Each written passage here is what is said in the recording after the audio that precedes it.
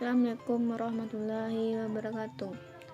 Perkenalkan, nama saya Dina Nuraini dengan NIM 22052087 dari Prodi Pendidikan Pancasila dan Kewarganegaraan.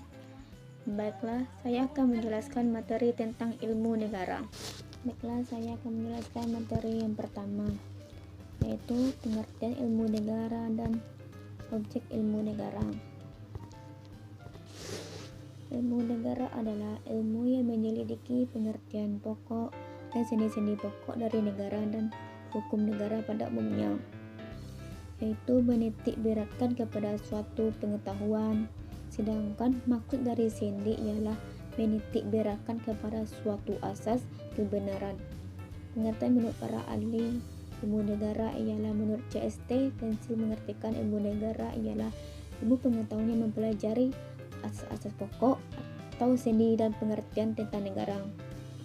Menurut Kuesenardi mengartikan ilmu negara ialah ilmu yang menyelidiki asas-asas pokok dan pengertian pokok tentang negara dan hukum tata negara.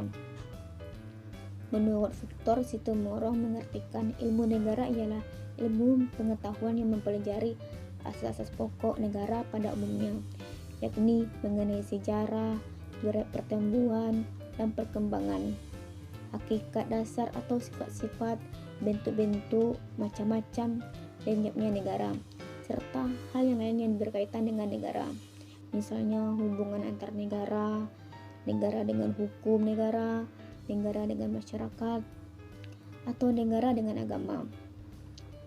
Kedua, objek ilmu negara menurut Megalitung dan Yunus dalam pokok teori-teori ilmu negara, yaitu aktualisasi dalam teori negara di Indonesia yang menjadi objek yaitu negara, di mana yang diselidiki meliputi asas mula, sifat, hakikat, dan segala sesuatu yang berkaitan dengan negara.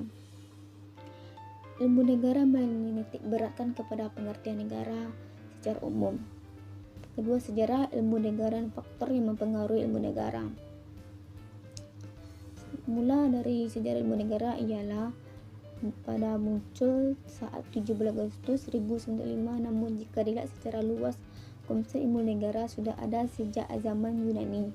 Kemunculan ilmu negara di Eropa Barat terjadi di masa sebelum zaman Denmark atau dalam pemerintahan Kaisar Wilhelm II di Jerman. Di masa itu timbulan aliran hukum publik di Jerman yang secara khusus membahas sifat-sifat hukum publik. Timbulnya ilmu negara di Eropa Barat karena adanya keperluan-keperluan praktik, yaitu sebelum zaman Bismarck atau dalam pemerintahan Kaisar Wilhelm II di Jerman, yaitu ilmu pengetahuan yang mempelajari sendi-sendi pokok dan pengertian pokok tentang negara. Pada waktu itu timbul di mazhab disebut aliran hukum publik Jerman yang berkhusus menyelidiki sifat-sifat hukum publik. Materi yang ketiga, hubungan ilmu negara dengan ilmu politik. Ilmu negara dan ilmu politik mempunyai hubungan yang erat yang saling berkaitan. Ilmu negara yang lebih menitik beratkan kepada sifat-sifat teoritis karena itu kurangnya dinamis, yang berarti bahwa lebih banyak memperhatikan unsur-unsur statisnya, yang mempunyai tugas utama untuk melengkapi negara, memberikan pengertian-pengertian pokok yang jelas. Ilmu politik lebih menitik beratkan kepada faktor-faktor konkret, terutama berpusat kepada gejala kekuasaan yang mengenai organisasi negara maupun yang mempengaruhi pelaksanaan tugas-tugas negara. Karena itu ilmu politik lebih dinamis dan hidup. Jadi ilmu negara selaku ilmu yang bersifat teoritis, segala hasil menyelidikinya dipraktikkan oleh ilmu politik sebagai ilmu yang bersifat praktis. Misalnya, dengan ilmu negara dipelajari mengenai demokrasi sebagai bentuk negara, tetapi tidak dijelaskan pelaksanaan demokrasi. Hal itu dijelaskan di dalam ilmu politik, yakni demokrasi dilaksanakan salah satunya melalui pemilihan umum. Maka jelas antara ilmu negara dengan ilmu politik bersifat komplementer. Karena ilmu negara merupakan salah satu teras inti dari ilmu politik dalam kaitan itu. Menurut Armand Heller menganggap bahwa ilmu politik atau politikologi adalah ilmu yang berdiri sendiri. Hal itu merupakan pengaruh konsepsi Anglo-Sakson terutama Amerika terhadap ilmu politik yang lebih menitik beratkan pembahasannya kepada hal-hal yang bersifat praktis dalam masyarakat sebagai gejala sosiopolitik. Maka dalam hubungan yang dengan ilmu negara yang jelas pada sifat komplementer. Karena itu, ilmu negara merupakan salah satu hardcore atau teras inti dari ilmu politik. Di Jerman telah tumbuh suatu ilmu pengetahuan yang erat hubungan dengan negara, yang dibedakan ilmu politik dengan ilmu dikenal sebagai Allgemeine Staatslehre. Karena itu, menurut Hermann Heller, pada beberapa perbedaan antara ilmu politik dengan ilmu negara, yaitu satu, ilmu politik sebagai suatu ilmu pengetahuan praktis membahas keadaan dalam kenyataan dan mengadakan penilaian terhadap objeknya. Sedangkan ilmu negara merupakan ilmu pengetahuan teoritis yang menitikkan norma normatif. Oleh karena itu bersifat bebas nilai. Yang kedua, ilmu politik mementingkan sifat dinamis, sedangkan ilmu negara lebih mementingkan segi-segi statis dari negara. Statika lahir dari sifat teoritis, sedangkan dinamika lahir pada aplikasi terapan teori, seni dan strategi kekuasaan. Yang ketiga, ilmu politik dianggap lebih konkret dan lebih mendekati realita, secara lebih tajam dalam hal konsep-konsep dan lebih terang metodologinya. Yang keempat, perbedaan praktis lainnya ialah bahwa ilmu politik mendapatkan perhatian ahli sejarah dan sosiologi, sementara ilmu negara lebih mendapatkan perhatian dari ahli hukum. Yang kelima, ilmu negara melukiskan dan menerapkan lembaga-lembaga kenegaraan, sedangkan ilmu politik mengadakan analisis daripada aktivitas-aktivitas yang mempengaruhi tindakan-tindakan. Materi selanjutnya, hubungan ilmu negara dan hubungan tata negara. Menurut Usem Ranawijaya, HTN merupakan terjemahan dari bahasa Belanda Staatsrecht. HTN terdiri dari dua bagian, yaitu HTN dalam arti luas dan HTN dalam arti sempit. Hubungan antara ilmu negara dengan HTN bahwa ilmu negara memberikan dasar terhadap HTN. Ilmu negara memberikan pengetahuan secara umum tentang negara yang sangat diperlukan untuk memahami sistem ketatanegaraan suatu negara yang dipelajari dalam HTN.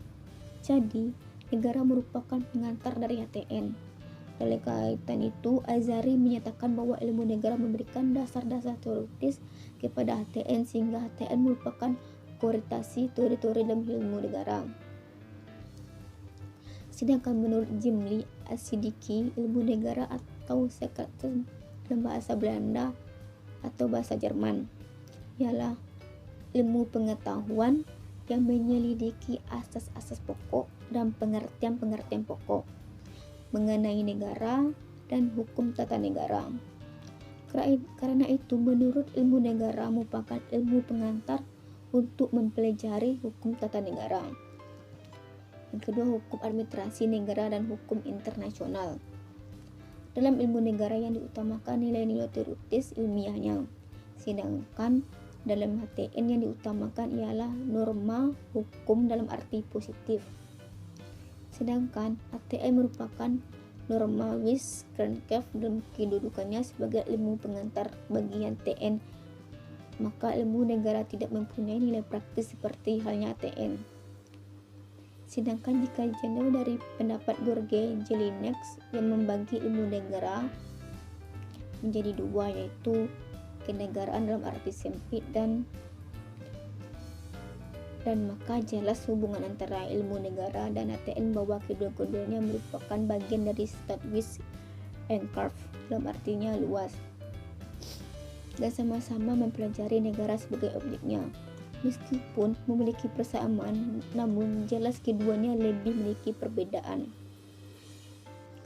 Hubungan ilmu negara dengan ilmu administrasi negara. Menurut Van Vollen, hukum administrasi negara ialah rangkaian ketentuan-ketentuan yang memikat tinggi dan rendah. Maka pada waktu ala-ala negara tadi mulai menjelaskan berkecamap hal menunaikan tugasnya seperti ditetapkan dalam HTN. Han adalah berkenan dengan negara tertentu secara real, sedangkan ilmu negara tidak mengenai negara tertentu, melainkan menyelidiki terbentuknya sifat dan wujud negara-negara di dunia pada umumnya. Sehingga bahwa ilmu negara merupakan pendahuluan bagi HTN dan Han yang belum dapat diselidiki secara ilmiah. Sebelum memiliki pengetahuan tentang asas-asas negara dan sendi-sendi pokok dari negara dalam arti umum yang dibahas dalam ilmu negara, hubungan ilmu negara dengan perbandingan-perbandingan HTN. Ilmu perbandingan-perbandingan tersebut juga dengan comparative government. Selanjutnya, hubungan antara ilmu negara dengan perbandingan TN dapat dikatakan bahwa hasil penyelidikan dari ilmu negara yang bersifat teoritis dan umum akan merupakan dasar dan bahan penyelidikan bagi ATM perbandingan yang selanjutnya akan menjelaskan, menerangkan, dan membandingkan bagaimana bentuk negara itu. Menurut Masron, ternyata cara ilmu perbandingan dengan pemerintahan itu menggunakan negara sebagai alat ialah dengan menggunakan hasil yang diperoleh ilmu negara umum dan dalam hal asal mula dan wujudnya negara itu. Materi selanjutnya ialah mengenai teori hakikat negara. Teori hakikat negara ada 5. Teori tentang hakikat negara yaitu yang pertama, teori sosiologis. Teori sosiologi memandang negara sebagai suatu institusi sosial tumbuh dalam masyarakat karena diperlukan untuk mengurus, mengatur, dan menyelenggarakan kepentingan masyarakat. Teori selanjutnya adalah organisme. Menurut hal ini, negara dipandang sebagai suatu organisasi yang hidup dan mempunyai kehidupan sendiri, yang dalam berbagai hal menunjukkan persamaan dengan organisme manusia. Bahkan mempunyai kehendak sebagai dipengaruhi oleh teori-teori evolusi kehidupan mulai dari lahir, kemudian bertumbuh menjadi muda, tua, dan akhirnya mati. Jadi, negara pada hakikatnya sebagai organisme yang berkeberadaan mulai dari proses lahir, tumbuh, dan berkembang, dan akhirnya mengenai kematian. Selanjutnya, teori ikatan golongan. Hakikat dengan diperbandingkan sebagai ikatan atau gabungan kelompok masyarakat untuk mencapai tujuan bersama. Negara menggabungkan kelompok ke arah perumusan kehendak bersama dan bukan kepentingan golongan atau kelompok tertentu. Dan selanjutnya, teori hukum murni. Teori ini memandang negara sebagai suatu sistem hukum semata-mata di mana ketertiban negara ialah merupakan ketertiban hukum. Oleh karena itu, negara identik dengan hukum dan tata negara sama dengan tata hukum. Materi selanjutnya yaitu unsur-unsur negara. Unsur-unsur negara merupakan suatu yang harus ada di dalam negara. Artinya, ketika negara tidak mempunyai unsur-unsur, maka negara tersebut tidak mungkin bisa ada. Sehingga unsur negara merupakan hal yang paling fundamental dalam suatu negara. Secara tradisional ada 3 unsur negara yang meliputi. Yang pertama, rakyat penduduk suatu negara ialah sebuah orang yang sebenarnya berada di wilayah suatu negara. Orang yang tunduk dan mematuhi aturan di negara ini. Yang kedua, wilayah. Wilayah merupakan unsur mutlak yang harus dimiliki oleh suatu negara karena merupakan landasan materi akan fondasi fisik negara tersebut. Secara umum, wilayah negara dibagi menjadi wilayah darat, wilayah laut, wilayah udara, dan wilayah ekstrateritorial. Pemerintah dan berkuasa atas seluruh wilayah dan rakyatnya merupakan unsur mutlak suatu negara. Pemerintahan atau negara lain tidak memiliki kekuasaan atas wilayah dan rakyat negara tersebut. Materi selanjutnya mengenai teori-teori pembenaran negara. Teori yang pertama yaitu teoritokrasi atau teori ketuhanan, merupakan salah satu teori yang mengonstruksi tentang asal mula negara. Yang kedua, teori selanjutnya turut menjelaskan asal mula negara adalah teori hukum alam. Teori hukum alam menekankan pada hukum alam sebagai asal mula dari negara. Hukum alam yang ada sifatnya irasional dan rasional. Contohnya, hukum alam yang irasional seperti hukum yang lahir dari Tuhan dan firman Tuhan. Hal yang bersifat mistis dan selain sejenisnya. Adapun hukum alam yang rasional adalah hukum alam yang ditemukan melalui metode deduktif yang merupakan metode yang didapatkan melalui observasi. Selanjutnya, teori sosiologis yaitu teori memandang negara sebagai sesuatu institusi sosial yang tumbuh di wilayah masyarakat agar dapat mengurus, mengatur, menyelenggarakan kepentingan masyarakat. Selanjutnya, teori hukum murni membicara mengenai hakikat negara dari perspektif teori hukum murni. Maka akan digambarkan bahwa eksistensi negara berkaitan dengan hukum. Bahkan inti dari suatu negara menurut teori hukum murni ini ialah hukum. Teori hukum murni dianggap negara sebagai satu tatanan hukum yang murni. Negara adalah tata tertib, norma-norma hukum yang melekat konsekuensinya.